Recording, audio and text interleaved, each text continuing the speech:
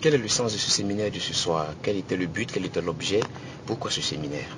Étant donné que nous appelons les Ivoiriens à adhérer massivement à ce nouveau contrat social qui leur est proposé par le président de la République, il était important d'avoir une action de formation, de sensibilisation, de pédagogie pour leur permettre de s'approprier en fait toutes les avancées que comporte cette nouvelle constitution afin qu'ils y adhèrent massivement et que le 30 octobre, le plébiscite soit total.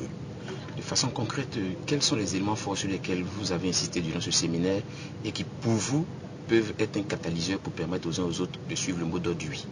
Eh bien, nous avons essayé de revenir sur les avancées majeures qui, de notre point de vue, font de cette constitution un texte qui va permettre à la Côte d'Ivoire de consolider la paix et la stabilité et donc de promouvoir le développement.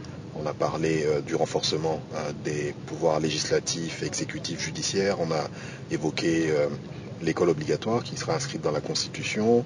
On a évoqué également le renforcement des droits de la femme, de l'enfant, la protection de la famille.